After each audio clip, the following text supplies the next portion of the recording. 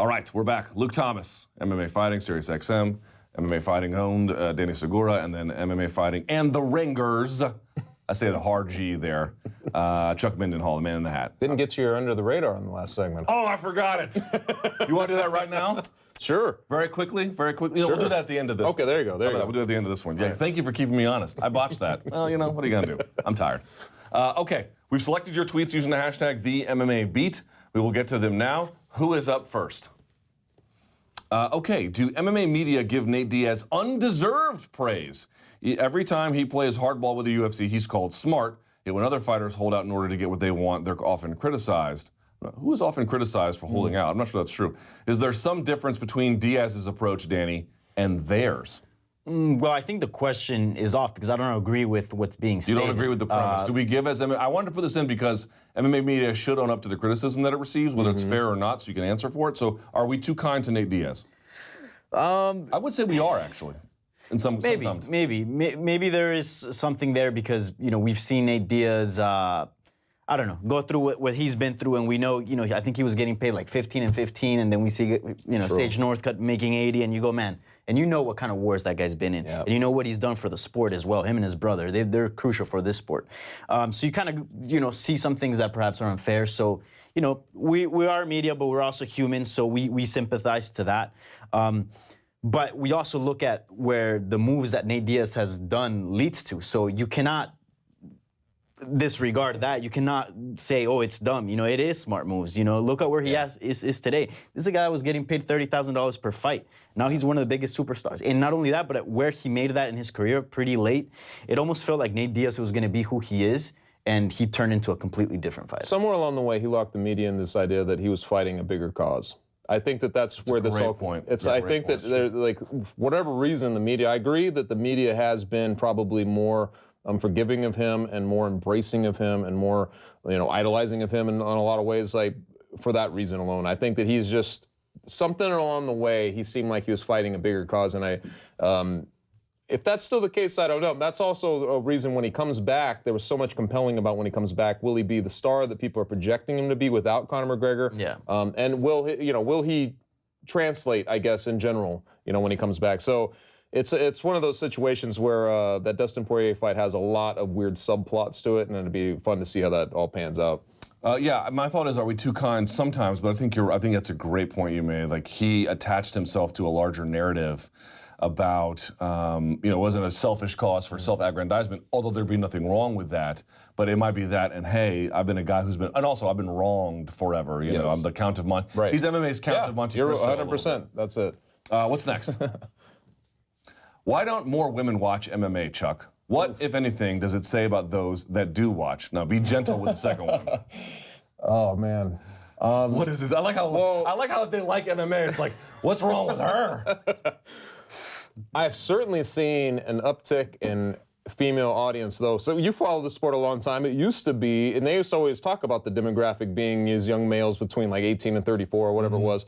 That's certainly been, I'm sure that that's still a very big core, but I feel like the female audience has grown, obviously, in the whole Ronda Rousey thing, and you know just how women this, generally, and women in general. I mean, you go to you do jiu-jitsu and things like that. I'm sure there are plenty of females around. Yeah, but jiu-jitsu, Danny can tell you this too. It's very different. Yeah, jiu-jitsu is a participatory sport. Well, let's put it this way. I feel like I've personally seen in the time I've been covering the sport, far more you know, women paying attention to the sport. I don't know if it's directly related to Ronda Rousey. I think that was a part of it. You know, the whole women's bringing the women into the UFC, but there's also a part that I think that. For men too, but I think that this was slower on the take broadly. Like, you know, you have to get used to watching MMA. It's like something that's very startling at first, and if you don't want to look at it, and you keep like, I don't really like it, you'll never get. I don't want to say immune to what's going on there, but you never start to appreciate on love. So you've got to sit down and watch it. And I think that at some point that started to happen, and so I feel like there's been a bigger influx of viewership that way. Like I think there's been a lot more women. I don't think it's nearly as much as men, but I interact with a ton of women on Twitter, you know, about this stuff all the time. So I feel like it's a lot more than it used to be. Yeah, I would agree with that. I've recently met like a few girls that like tune into MMA and they know, like they'll talk about Nate Diaz and all the storylines and all that. So I do think it's growing. as to why not so many in the past have tuned in. I would say there's probably a lot of factors. One, that women's MMA is something somewhat recent. I mean, it's something that Ronda Rousey brought on. Really, before that, it was kind of kept in the dark, and now it's mainstream in MMA. And I don't know why else, but I do just want to share a story. I used to work at the Harley Davidson in Florida. Did you really? Yeah. What did you do? I fixed bikes. I'm just kidding. I was like, No, I worked. There was a cafe there, and I was a waiter, and so. what do people order at the Harley Davidson cafe? That's interesting. Dude, we had a full-on restaurant, like Really? burgers, sandwiches. It was I'm more like American food. Okay, I'm so tuned out. I had no idea. But anyways, my manager was there, and it was kind of like a slow day, and I was like, hey, can I put some UFC fights on the TV? That's when it was on Fuel. So I put some replays, and Chris Weidman was fighting Mark Munoz, and I'm like, all right, yeah, I've seen this like four that was times. a great fight. I was like, I've seen this like four times, but I'm all about it. So I'm like working, and just watching this fight. They come out, whatnot. It's full of bikers. And there was like a couple girls there, and then Chris Weidman just slashes him with that elbow, and then it was a late stoppage too, and just beats. Yeah. And like there wasn't that many women. There was one that I could remember. She stood up from her seat and started screaming. And she's pointing at the TV and she's going, oh my God, he just killed him. And she's freaking out. And my manager's like, yo, turn that shit off, turn that shit off. And I'm like trying to turn it off. And everybody else was just unbothered. So I don't know. I think the sport is very violent. So, it's not for everyone. I don't know. That was just a story. Yeah, no, I was just thinking about it. Like there are women who were watching MMA before Rousey, and there's always been women's MMA. Well, not always, but there's been women's MMA dates back a little bit while longer. But let's say inside the UFC, there's not always been women, right? So there's been women who were watching MMA during this period where it was, let's say 5 UFC weight classes, 2006-ish, right? And then when there was a Ronda Rousey and we brought women over, there was an extra audience. So you have to ask yourself, what was the difference? Well, one was probably just the mere visibility of MMA that attracted some more women. But I think it's a real simple truth, man. People want to see who they are reflected back in the world. If you're a woman, you probably, some are they're going to love watching men's MMA. But, my wife perks up a little bit more when Kayla Harrison's on the TV. Right. When Ronda Rousey was fighting, when Miesha Tate was fighting, she got a little bit more interested. Alan Jouban is fighting. Yeah, or Alan Jouban. Alan Jouban is on the walls at my friend's gym, which is kind of weird. I was like, Alan, what are you doing here? In any case, but the point being is, I made this point before. Like, did you guys notice on the Contender Series? We didn't even get to the Ultimate Fighter because we just ran out of time. But on the Contender Series, man, there were so many African American prospects this year. Yeah. And you're like, what are you looking for? Racial quotas? No, I'm not looking for racial quotas. But let's noodle this through. What are historically strong fight communities? The Latin and the African American communities. Yeah. To the extent you can make inroads in rock-ribbed fight fans, might be a good idea to do that. And I'm noticing that so many more are coming up.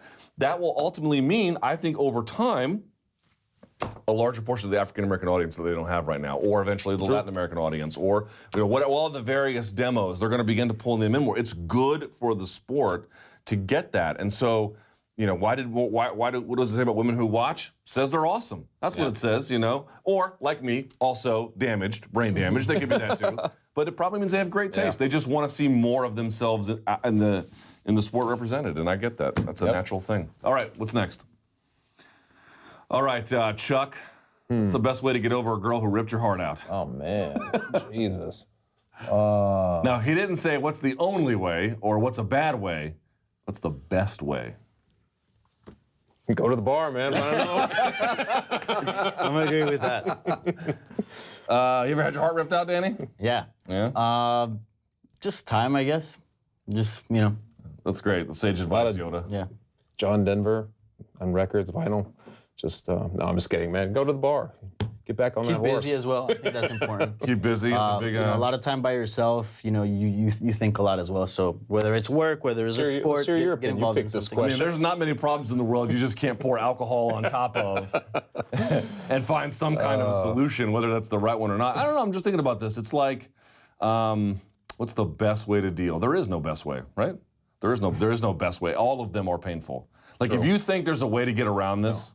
And forget even girl ripping your heart out, like a terrible thing that happens to you, right? what's the best way to get around it? There is no best way, other than you don't want to engage in so many vices that you compound your problems.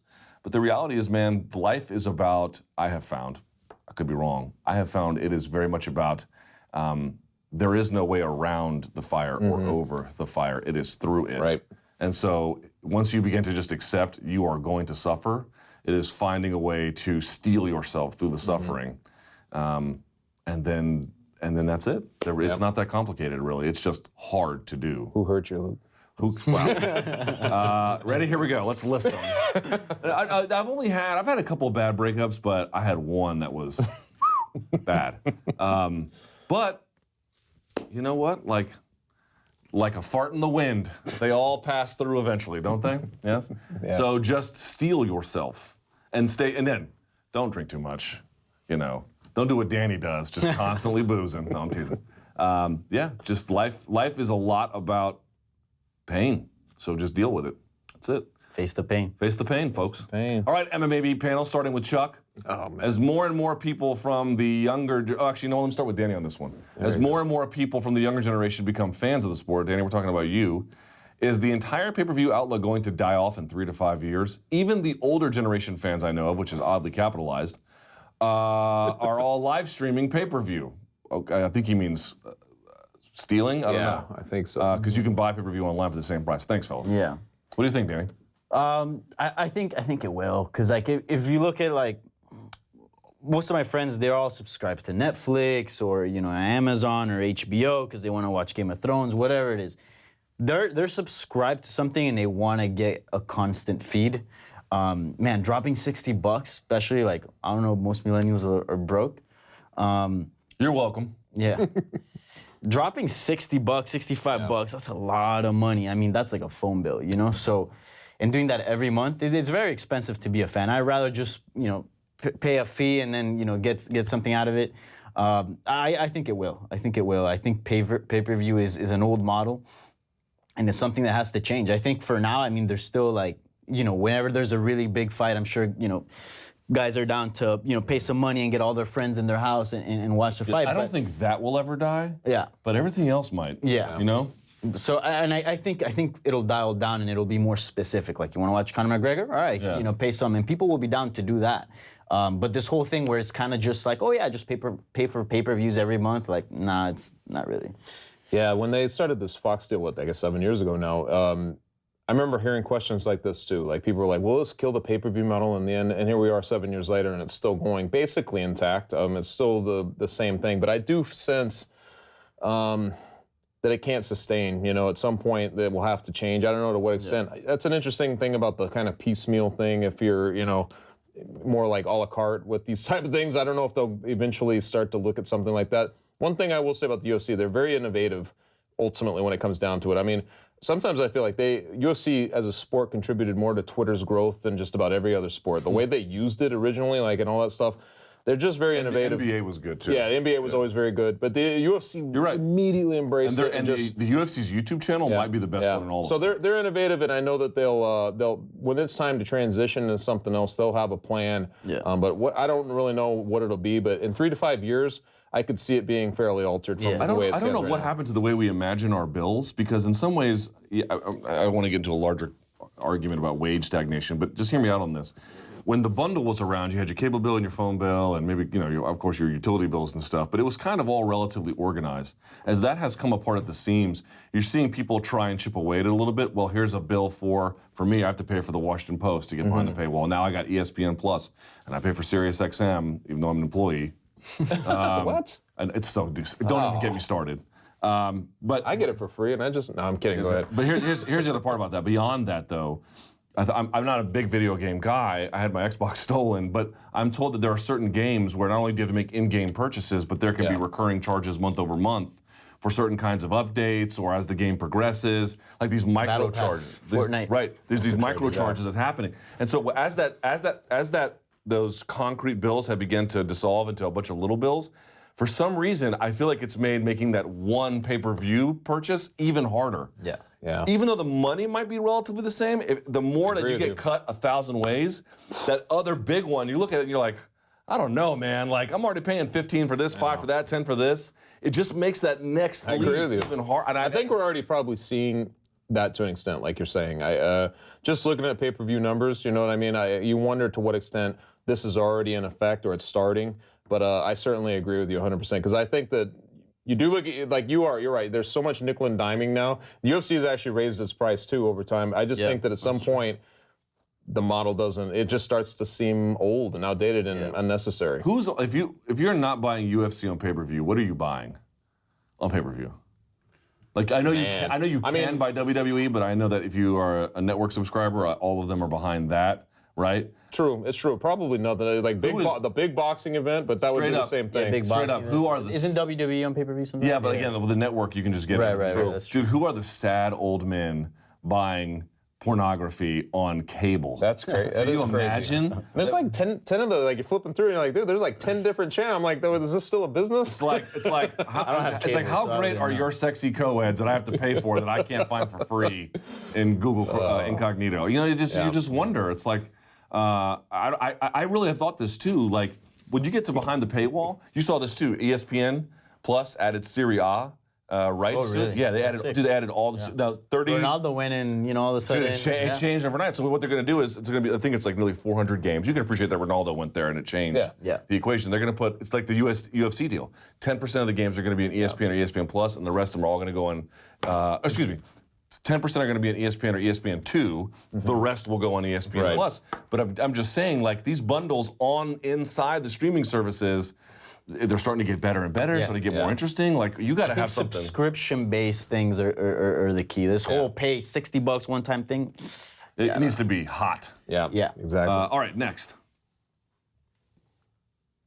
Okay, Chuck, this will go to you. As MMA skill sets, I thought, when I first read this question, I thought, I don't know what to make of it. And then the more I thought about it, the more I thought it was excellent. Okay. As MMA skill sets continue to evolve and look less and less like one specific discipline and more of a seamless mix of them, is judging only going to become more difficult and produce controversial decisions like DJ versus Henry more often? I think this is an excellent question. MMA judging has never been harder. And think about who did, God, I could see the fight in my head. It was on the Hamburg card. It was one between God, was it Danny Roberts and then the Belgian kid? Oh, yeah. No, I don't think he was Belgian. He was from... You know what I'm talking about, though, right? I think he might have been Swedish. Yeah, something like that. Something comp or something? Something like that, yeah. So what ended up happening was these two guys went back. I mean, it was an excellent fight, but they were going back and forth. You couldn't tell where one guy's offense started and the next guy's defense began. That it was ended so finish, fluid. right? Knockout? I don't remember. No, I think this one went to a decision. Oh, then we might be talking about... Yeah. Then I don't think it was Danny Roberts. Whoever it was, you get the idea. In an era where you have a good striker versus a good grappler, it's much easier to tell who's winning and who's dominating and what makes sense. Even then it can get complicated. But when you have these guys who not only have the defense to negate each other, but they're relatively equal in skill level and all of their games blend together, and you got to pick that apart and you don't get instant replay, do you think there's anything to that question? Because I didn't think of it. I'd always thought of it, as their defense got better. But it's more complicated than that, isn't it? Yeah. I didn't really think of it, but yeah, 100% true. Because if you got a wrestler versus a striker, you know if the wrestler's trying to take him down and gets that takedown on top, you go, okay, that guy's doing what he wants. He's winning. And if the other guy's standing and, beating him up, okay, it makes sense. But nowadays, it's just a mix of everything. And, some guy makes a little stride here, but then the other guy does in another area. But also think about it. I mean, boxing is... it's a narrow enough universe to sort of gauge. Even then it can get difficult, obviously. But think about the big stick and ball sports. On the field, there's a defense and there's an offense. And in football, they're separate teams. True. European people may not realize that. If you play for the defense, you might play for special teams, but you don't play for the offense. Right. Two different teams. If you play the old days you did. You played both. Okay, but in baseball, one team is hitting, one team is not. In basketball, depending what side you can get a nice block, but you're on one side of the court. It's pretty clear. In MMA, it's like, wow, it's really hard. Yeah, sometimes you might be on bottom, but man, you got the other guy working him with elbows. It used to be our big confusion was if a guy was on bottom and the guy was on top, the guy on top was automatically given he must be winning. He must be winning the fight. Yeah. And you'd see guys sometimes dictating from the bottom. What was that? It was Miguel Torres and Demetrius Johnson back in the day. You remember that fight? It was always a big controversy. And also Diego Sanchez-Cliguita was in the fight. So you had these certain fights where there was, who's dictating the action here and who's doing the most who's threatening the most. And it was, in these cases, it was the guy on the bottom. That used to be the scenario, and it still is. And I feel like to this day, there's still judges who don't see what's going on in that sort of situation. But you're absolutely right, man. They're in a single sequence. Guys' defenses have sharpened up so much, their defense into offensive transitioning and stuff like that, and the scrambles and everything. It is increasingly difficult when the guys are all, the parity of the league is that much where guys are just that skilled. I mean, I watch it with the naked eye. Some people are like, hey man, what'd you score that for? There's so many times I just want to be like, I'll always take a stab at what I think I saw, but there's so many times I'm like, fuck if I know. I don't. You know what I mean? There's times where around it, I'm like, I know. I see on Twitter people like, it was obvious it was for that guy. I'm like, shut the fuck up. You don't know. None of us know. The obvious thing sometimes on these, I'm like, what are you talking about? Obvious, Yeah. But it's a good point. That's why I really believe it's not just good. Yes, you want to be well-rounded, but having that real nasty specialization in MMA, the good ones all do it. And it does make judging, I think, in the end, great question, a little bit easier. Yeah. We have any more? We do, right? Yes. Here we go. Since you brought up the Poirier documentary last week, favorite MMA-related book or film? Who wants to go first? It wasn't a book or film, but it was a TV show. That Kingdom show I thought was really good. Did you guys see that? I interviewed the guy who was in it. What was his name? He was also in Captain America. You talking about something with John? Are you talking about the coach? I don't. Grillo? Frank Grillo, yes. Grillo. Yeah, and I mean, I thought that they portrayed, obviously they have to add some drama around the circumstance, but he owns a gym, the Navy Street Gym, and all the struggles that kind of you witness in the sport are very real in that sport. The way that they train and cut weight and everything is very realistic, and I thought the acting in that was really good. It was a good story, you know what I mean? I think it only ran for 3 seasons, but Jonathan Tucker, he's a big MMA guy, but I thought he was excellent in that. So I would say that that's the best thing I've seen in that realm for MMA so far. Yeah, I think my favorite documentary ever MMA related was Choke with Hicks and Gracie. Because nowadays it's hard to get that type of access. The type of access they got into his family, backstage. It was pretty crazy, and it kind of opened up a window of who really Hicks and Gracie was. Yeah, I would say that's my favorite documentary, MMA. As a general rule, I don't read MMA books or movies because they're... was that movies or documentaries? Either. Okay. I've not seen too many documentaries, I don't think. I've seen Choke, but so long ago, I can't hardly remember it. It's a great documentary. The Poirier one, I saw that years ago as well. I can't remember all that much about it. Smashing Machine, remember that one? Smashing Machine. Smashing Machine was an interesting one. Yeah, that's kind of more in the old. Yeah, especially as it were related to PED use and everything else involved. So that was kind of interesting as well. So I've seen some of them, but if it's a major motion picture. Yeah. What was that movie that came out? I think it had Tom Hardy in it. Oh, it was Warrior? I know, and everyone was like, dude, Warrior's a good movie. Yeah. I'm like, I was like, nah. Right, if you think mediocre movies are good movies, yeah, it's a good movie. But it's not a good movie because it's actually mediocre. Red Belt was hard to watch. It was bad. And who was that written by? What's his name? David Mamet? Yeah. Right? Yeah. Who was like, we have an established playwright. I'm like, well, he dropped the fucking ball on that one. And all these books, it's like these autobiographies. It's like... Generally, those are pretty bad. I don't really care. The ones I've read are pretty bad. So I'll give a bit of a different, I'll go a different direction. Kerry Howley wrote a book. Throne. I was just going to mention that. I would say, one of the better ones. I don't think it's, I actually thought the book was a little bit, people were like, throwing themselves on couches, talking about, oh my God, this book is so good. I was like, it's good. 100%. It's good. It's not that good, but it's good. It's good. It's a good book. But I think one that our audience might like if you've never read it, Sam Sheridan has written 2 books.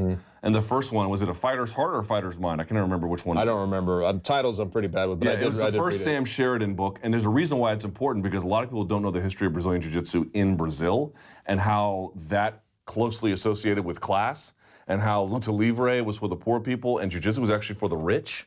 The Jujubre boys and all that kind of stuff. So there was a lot, and he goes into also dog fighting and chicken fighting and how, these are bad worlds, but it's important to understand who the people are who are involved and what it all means and how we even take in terms in MMA, gameness, which is essentially defined as pursuit of the fight despite physical consequences. That comes from dog fighting. So it's a really, really good book. The second one I didn't like as much, but the first one I thought palatable to a wide audience, smart, informative, well-written. Give that a look as well. So that's good. Anything else? Yes. I think this is the last one. Aaron Pico is getting a major step up in competition. He's fighting Leandro Ego, who, by the way, is a very good fighter. for his next fight. Is this the right decision, or should MMA follow the boxing model of nurturing their stars along slowly? I don't know what you guys boys think. Here's my thing about this. It's like, I think that, yes, the boxing model probably is better.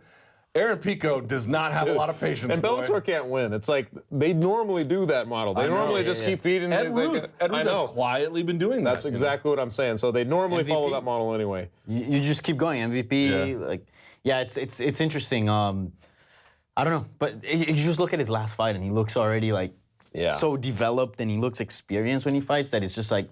And you saw T.J. Dillashaw was like, that dude is good. Yeah. So honestly, I'd even favor him in that fight. I'm not sure. I tell you what, if he beats Leandro Higo, I know a lot of fans will know that name. Trust me when I tell you that boy can scrap. I just think, man, when you got a guy who's like that, and I feel like they've done a great job of actually getting his name out there. Anybody who follows, follows combat sports in general knows who he is. You got to give him that kind of fight at some point, like right now, because I feel like he's already at that intrigue level. People don't want to see him just smash guys they've never heard of. So you give him a guy like this, it's the perfect incremental boost up. As long as he pans out to be who he is, though, he's going to have to show himself. Even if he loses, he's going to have to show himself in the way we're all thinking of. I personally like to see a little bit of a slower build, because once you take this step, you can't go back. Yeah, it's hard to go back. Yeah, you know? It's true. He already lost too. Let's not forget. So once he beats someone like that, he can't just keep taking guys who we've never heard of. So I'd like for maybe that fight to be like two, three fights down the line. But I mean, it'd be fun to see Ed Ruth, though, because I think that, he's a guy who's been fighting guys that, of course he's going to win that. Now he's in this tournament. That's what's so great about that, is you get a guy that you're like, we don't know his full potential. I think a lot of people are sleeping on him, but he has just the kind of skill set to give a guy like Ruth problems, actually. 100%, man. So that could be a lot of fun. Are we done on the tweets? Very, very quickly, let's go down the line. What's under the radar? Well, I was going to mention my under radar is just a guy who's always under the radar, and that's James Vick. He finally sits up on this podium with all these guys, the main attractions. He's in his first major attraction. He's finally getting some spotlight, and I thought he handled himself really well. This fight's going to kind of sneak up because it's coming up on August 25th, I think, against Justin Gaethje. But, I mean, I think that this kid is just on the verge, really, of his talent finally marrying up to his personality and him becoming something more. I'm going to go in. I don't think we discussed it. But Dana White being open to the idea of signing Ben Askren. He brought that up. Really? Yeah, he said. I didn't even hear that. He said he talked to Ben Askren. Yeah, he talked to Ben Askren, and he's like, Ben Askren is like, what are the chances I can get into the UFC? And he's like, yeah, let's talk. Let's talk. But you first have to become a free agent. But I mean, he's no longer dismissing him as, this guy needs more experience. So I don't know. Maybe GSP Ben Askren, we see it one day. That would be fun. So I'll connect one of my previous under the radars to this one with the. We'll see what happens with ACB, but with the problems that they're having, they have apparently let go of Gordon Ryan. Gordon Ryan is arguably the best American grappler, certainly inside the no-gi space he is. Inside the gi space he probably is not. But nevertheless, certainly one of the preeminent American talents. He is a free agent. But what's interesting about that as well is Eddie Cummings, as well as I believe another grappler, they have left the Danaher Death Squad. The Danaher Death Squad was a group that was really tightly knit. Gordon Ryan, Eddie Cummings, Gary Tonin, many other ones. Those are the big ones, but there were many others. And Eddie had a split, and he took another guy with him, I think, or I don't know if they went to the same place, but in New York, his brother, probably. I think they're still competing under the Henzo banner, but they're not directly affiliated with John Danaher. And I don't know what the reasons are. I have no clue. I just saw BJJ Scout did a little bit of work on that, so shouts to him as usual.